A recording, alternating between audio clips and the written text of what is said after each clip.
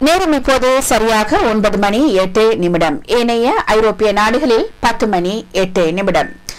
11/2/2016 உலக பரப்பில் இன்று நடந்திருக்கக்கூடிய, அதாவது காலை வேளையில் நடந்திருக்கக்கூடிய பரபரப்பான செய்திகளின் ஒரு மேலோட்டமான பார்வையை நீங்கள் இப்போது கேட்கலாம், பார்க்கலாம்.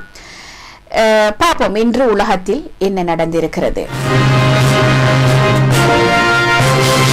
ஒபாமாவின் மாசு கட்டுப்பாட்டு திட்டத்துக்கு நீதிமன்றம் தடை என்ற தலைப்போடு ஒரு செய்தி. புவி வெப்பமாதலை தடுக்கும் ஐநாவின் தீர்மானத்துக்கு இணங்க அமெரிக்காவில் மின்சார உற்பத்தி நிறுவனங்களில் இருந்து வெளியேற்றப்படும் கரி அமில வாயுவை கட்டுப்படுத்தும் ஒரு புதிய திட்டத்தை ஒபாமா அண்மையில் அறிவித்திருந்தார். இந்த திட்டத்தை எதிர்த்து அமெரிக்காவில் உள்ள 27 மாநிலங்களில் மின்சார உற்பத்தி செய்து வரும் தனியார் நிறுவனங்கள் நீதிமன்றில் வழக்குகளை தொடர்ந்திருக்கின்றன.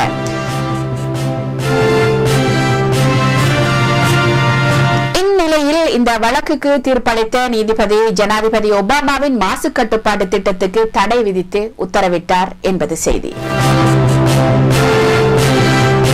தளபதிக்கு மரண தண்டனை, வடகொரிய அதிபர் நடவடிக்கை என்ற தலைப்பில் ஒரு செய்தி.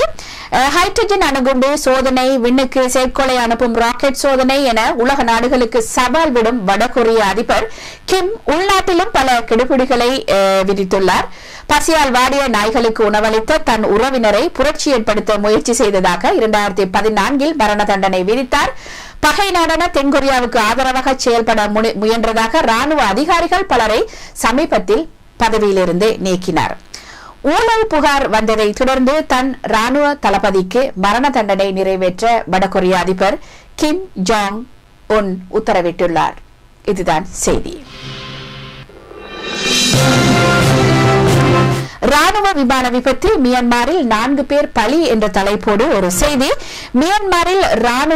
மியான்மரில் சிறிய வகை ராணுவ விமானம் நேற்று விழுந்து நொறுங்கியதில் 4 வீரர்கள் உயிரிழந்திருக்கின்றனர். இது குறித்து சொல்லப்படும் தகவலானது தெரிவிக்கப்படுவதாவது, போக்குவரத்துக்கு பயன்படும் ராணுவ விமானம் தலைநகர் நேபிட்டா விமான நிலையத்திலிருந்து புதன்கிழமை புறப்பட்டிருக்கிறது. இது 5 வீரர்களுடன் புறப்பட்ட இந்த விமானம் ஓடுதளத்தை விட்டு பறந்த சில நொடிகளில் வெடித்து அருகிலுள்ள புல்வெளியில் விழுந்து தீ பற்றியது என்பது செய்தியாகவும், இதில் 4 பேர் பலியானார்கள் என்பதும் செய்தியாக இருக்கின்றது.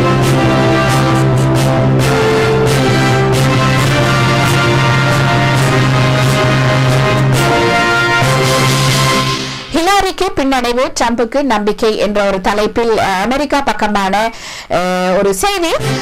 அமெரிக்க அதிபர் தேர்தலுக்கான கட்சி வேட்பாளரை தெரிவு செய்ய நடந்து வரும் தேர்தலில் நியூ ஹாம்ஷயர் மாகாணத்தில் ஜனநாயக கட்சி சார்பில் ஹிலாரி கிளின்டன் தோல்வி அடைந்துள்ளார். குடியரசுக் கட்சி சார்பில் டொனால்டு ட்ரம்ப் வெற்றி பெற்றுள்ளார் என்பது செய்தி. அமெரிக்க அதிபராக இருக்கின்ற பராக் ஒபாமா அவர்கள் இந்த ஆண்டுடன் தன் பதவிக்காலத்தை நிறைவு செய்கின்றார். இதற்காக புதிய அதிபருக்கான தேர்தல் நவம்பர் மாதத்தில் நடக்க இருக்கின்றது. இந்த அதிபர் தேர்தலில் போட்டியிடும் ஜனநாயக கட்சி மற்றும் குடியரசுக் கட்சி வேட்பாளர்களை தேர்ந்தெடுக்கும் பிரைமரி தேர்தல் என்று சொல்லக்கூடிய ஒவ்வொரு மாகாணமாக இந்த தேர்தல் நடந்து வருகின்றது. சில நாட்களுக்கு முன் அயோவா மாகாணத்தில் நடைபெற்ற இந்த தேர்தலில் ஹிலாரி கிளின்டன் வெற்றி பெற்றார், ட்ரம்ப் தோல்வியடைந்தார். நேற்று நடைபெற்ற இந்த மாகாண தேர்தலில், பிரைமரி தேர்தலில் ஜனநாயக கட்சி சார்பில் போட்டியிட்ட முன்னாள் வெளியுறவு அமைச்சர் ஹிலாரி கிளின்டன் அவரின் கட்சியை தோல்வியடைய செய்திருக்கின்றார் என்பது செய்தி. ஹிலாரிக்கான ஒரு பின்னடைவு என்றும் அந்த செய்தி சொல்கின்றது. சிறிய விண்கள் பூமியை தாக்குமா, கடந்து போகுமா, அச்சத்தில் விஞ்ஞானிகள் என்ற தலைப்பில் ஒரு செய்தி. பார்ப்போம் செய்தி என்ன சொல்கிறது என்று. பூமியை நோக்கி வந்து கொண்டிருக்கும் விண்கல் ஒன்று மார்ச் மாதத்தில் பூமியை நெருங்கும் என்று எதிர்பார்க்கப்படுகிறதாகவும், அது பூமியை வந்து கடந்து செல்லுமா அல்லது அதை பூமியை தாக்குமா என்பதை கணிக்க முடியாமல் இப்போது விஞ்ஞானிகள் அச்சத்தில் இருக்கிறார்கள் என்றும் திண்டாடி கொண்டிருக்கின்றார்கள் என்றும் செய்தி கூறுகிறது. 1 கிலோமீட்டர் அகலமுள்ள இந்த விண்கல் நிலாவை விட 21 மடங்கு பெரிய அளவில் பூமியை கடந்து செல்லும் என்றும் கூறப்படுகின்றது. ஒருவேளை அந்த விண்கல் பூமியில் விழுந்தால் அது பூமியில் சுமார் 15 கிலோமீட்டர் அகலத்துக்கு பள்ளத்தை ஏற்படுத்தும் என்றும் இதனால் ஏற்படும் தூசு வளிமண்டலத்தை நிரப்பிவிடும் என்றும் இந்த புகை சுமார் 10 ஆண்டுகளுக்கு வானிலேயே இருக்கலாம், இது பூமியில் படி 5க்கும் மேற்பட்ட ஆண்டுகள் எடுக்கும் என்று ஒரு பயங்கரமான ஒரு செய்தி. எனவே மார்ச்ல என்ன நடக்க போகிறது, அது பூமியில் விழப்போகிறதா, பூமிக்கு தாக்கத்தை உண்டு பண்ண போகிறதா அல்லது கடந்து செல்லுமா என்று நாங்கள் பொறுத்திருந்துதான் பார்க்க வேண்டும். ஒரு ஒரு திகிலை தரக்கூடிய ஒரு செய்தியாக அது இருக்கிறது. விமான நிலையத்தில் திடீர் தீ விபத்து என்ற தலைப்பில் ஒரு செய்தி, அது சென்னையின் பக்கமாக, இந்தியாவின் பக்கமாக. சென்னை விமான நிலைய ஓடுபாதை அருகே நேற்று காலை ஒரு தீ விபத்து ஏற்பட்டதால் பரபரப்பு ஏற்பட்டிருக்கின்றது. ஓடுபாதை அருகே பறவைகளை விரட்ட பட்டாசு வெடிப்பது வழக்கமாக இருக்கிறதா. நேற்று காலை 11:30 மணிக்கு வழக்கம் போல் பட்டாசு வெடிக்கப்பட்டிருக்கின்றதா. அப்போது பட்டாசு தீப்பொறி அருகில் இருந்த கோரை புட்களில் பட்டு தீப்பற்றி விரைந்து வந்த விமான நிலைய தீப்பற்றி இருக்கிறது. தீயணைப்பு படையினர் தீயை அணைத்திருக்கின்றார்கள், ஆனாலும் தீ பற்றி இருக்கிறது. பட்டாசு வெடிக்க வைத்து பறவைகளை விரட்டுகின்றார்கள். பார்ப்போம்.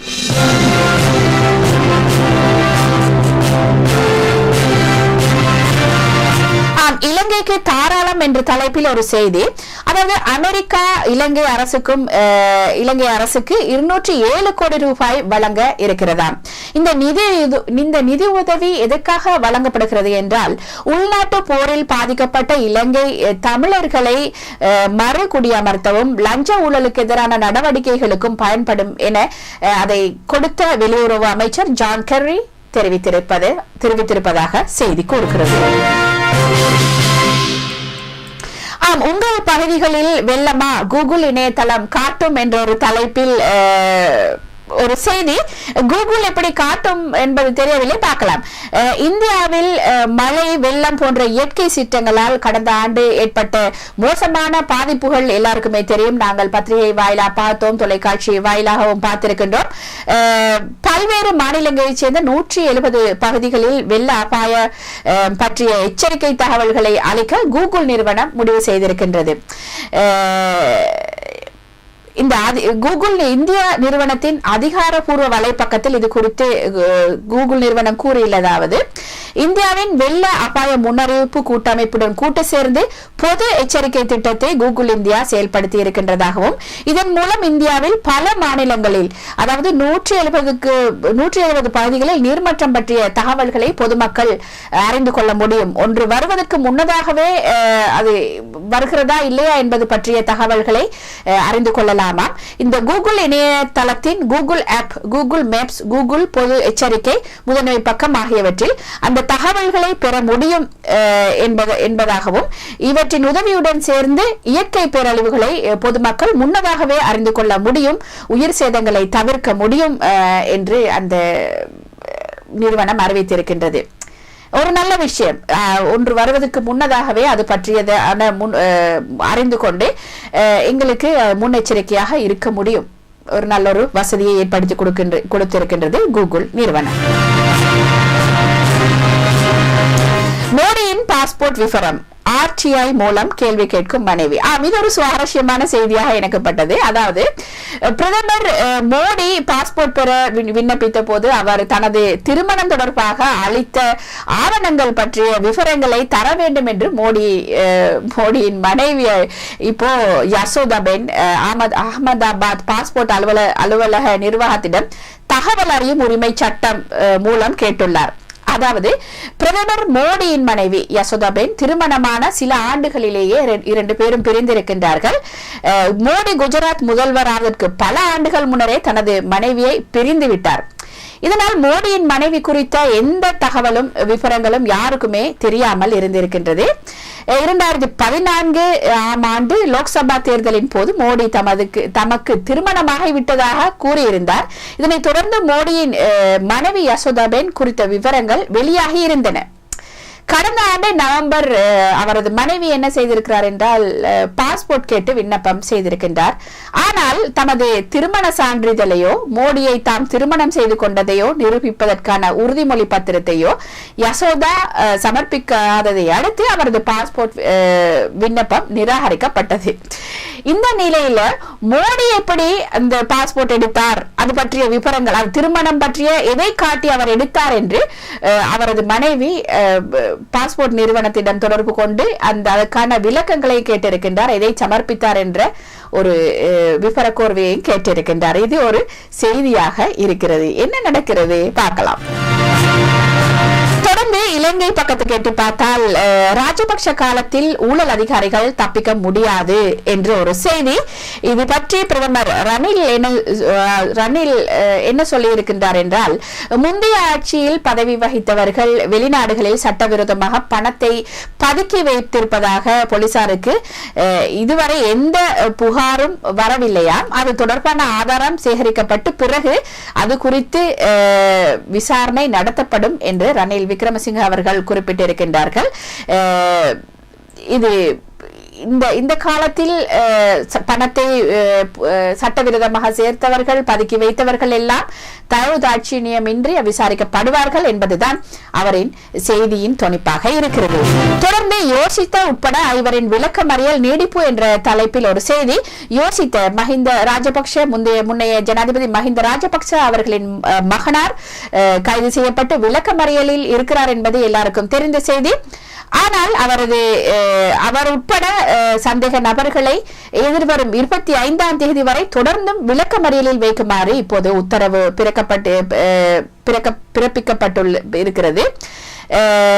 கைது செய்யப்பட்டு விளக்கமறியலில் வைக்கப்பட்டுள்ள மேற்படி சந்தேக நபர்கள் கடுவலை பிரதான நீதிவான் தம்மிக ஹேமபால முன்னிலையில் இன்று ஆஜர்படுத்தப்பட்ட போதுதான் இன்னும் அவர்கள் 14 நாட்கள் உள்ளே வைப்பதற்கான ஒரு தீர்மானம் அங்கு எடுக்கப்பட்டிருக்கிறது. எனவே அது ஒரு பக்கமான செய்தி.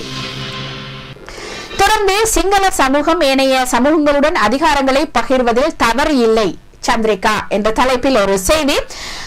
அவர் என்ன சொல்லி இருக்கிறார் என்றால், நாட்டின் ஒருமைப்பாடு மற்றும் நல்லிணத்துக்கான சிங்கள சமூகம் தமது அதிகாரங்களை ஏனைய சமூகங்களுடன் பகிர்வதில் தவறில்லை என்று அவர் சொல்லி இருக்கின்றார்.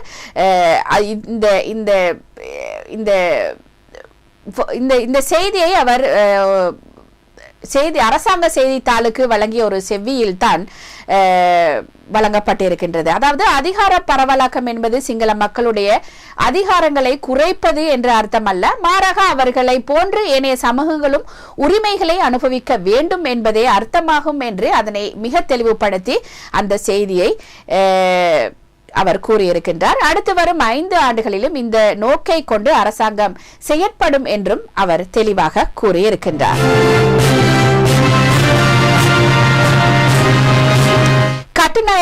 கட்டுநாயக்காவுக்கு வந்த விமானங்கள் மத்தளைக்கு திருப்பப்பட்டன என்ற ஒரு செய்தி.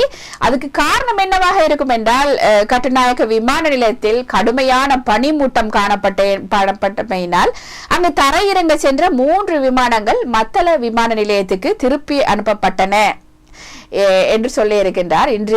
இன்று காலை கடுமையான பனிமூட்டமாக இருந்திருக்கின்றதா. விமானம் தரையிறங்குவதில் சிரமங்களை எதிர்நோக்கிய